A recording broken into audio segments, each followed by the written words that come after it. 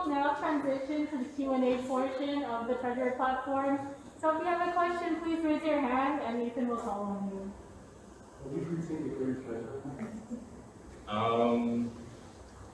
I kind of touched on this in my speech, but it was just like, he did really well running the bacon wrap hot dogs. It's just some of the external fundraisers could have been done a little bit better, just time and place wise, because we didn't make as much money as we could have for those ones. Ralph. Can you describe your bookkeeping experience, including any software you use to organize the funds or any sort of thing? I have a little bit of experience with Excel, just making small spreadsheets and ledgers for personal projects. I hope to expand my experience through the treasurer position, but yeah.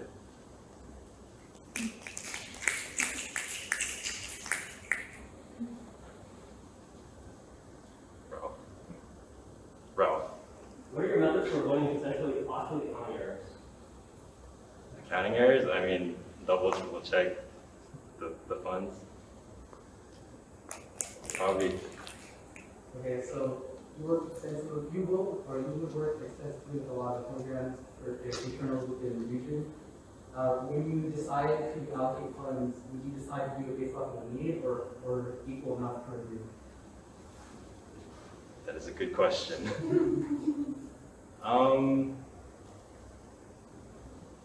I'd probably, I guess it would depend, case to case basis, just because, yeah, some events they might need more money than others. How would you approach or prevent an individual from not paying for a certain item or event that they're supposed to do? How would I? Well, sorry, give me 1 second. Well, first I would just reach out to them individually first, just be like, hey, you haven't paid for this, and if these things keep happening, I would reach out to other executives or see what we can do. Yeah, JD. As an executive board member, you're responsible for creating the appointing board. So what are some characteristics that you believe would be good for appointing board to have? Some characteristics that would be good for board. Just things like being personable and responsible, timely, things like that. The bomb. So for the fundraisers, what other ideas do you have besides like set up bacon wrap hot dogs, and like what are some other places where you would like to host like fundraisers? I haven't done that much research for that yet, but I do really want to do, like, as we said, the dare nights and bingo. I feel like that would be really good to raise money.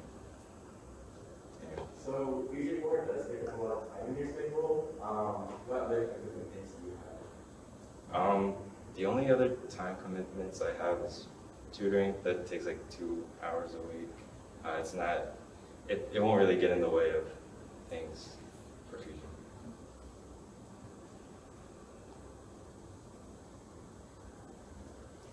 Are there any changes you'd like to make with the bacon wrap hot dog fundraisers? I'm gonna try not to change any of the prices for bacon wrap hot dogs. I think it's good where it is right now. Well, we still make a good amount.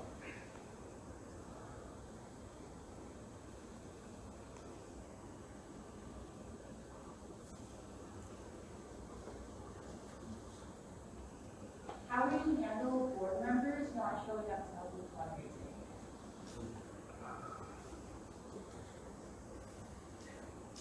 I mean, I would try to set up things beforehand just to avoid that from happening, like forms. Sean started this thing where we would have forms, so we know when people are coming for each fundraiser. So that's what I hope to do.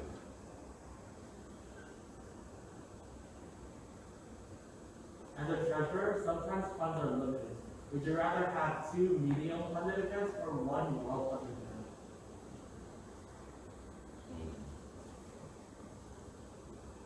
I think 2 medium-funded events. I think the more the merrier.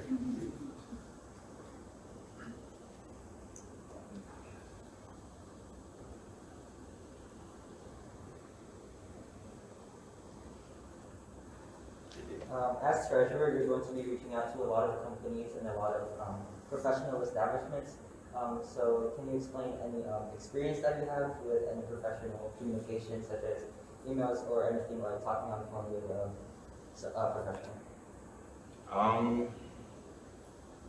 Most experience I've had was probably talking to my boss for tutoring, having to curate emails just to make sure everything is in check for each student. That was most of the experience that I have.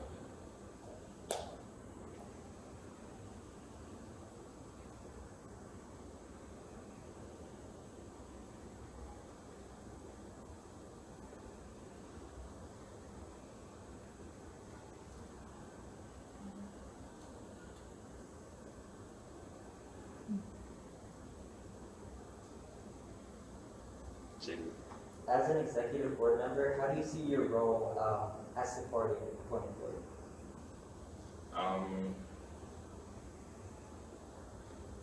Oh, what do you mean? Can you Yeah, let me clarify. So, because you're an executive board member, you are in charge of appointed board. So, in what ways are you going to support appointed board to prevent any burnout, prevent any conflicts?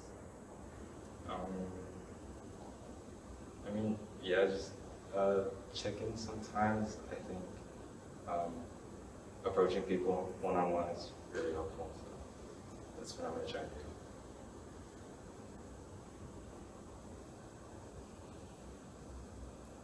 Bro. How would you ensure public financial information is communicated effectively or the rest of the?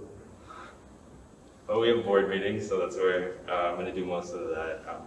I'm going to try and be transparent as I can be with the money that we have and the money I can allocate for each of them. So you were like an intern for the school year, so I believe you can understand how the treasurer does.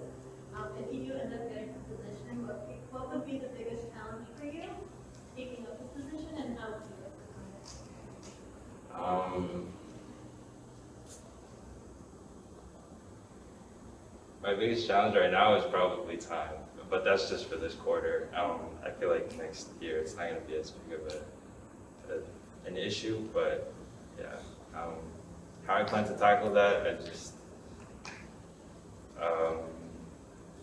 I don't know, taking out more time to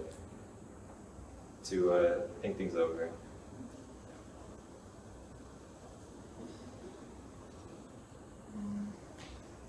We have time for one more question. I have a question. So a sudden problem comes up and it negatively impacts your current schedule. For fundraisers, how would you approach the problem? Well, of course, I would try and reach out with the executive board first, see what the best course of action is. If worst comes to worst, I'm gonna try my best to move the fundraiser for the event. Any more questions? Is there any one of the pillars that you're looking towards putting more funding? I'd like to put more funding into professional, probably. I feel like we haven't had that much this year, so I'd like to put a little bit more emphasis into that.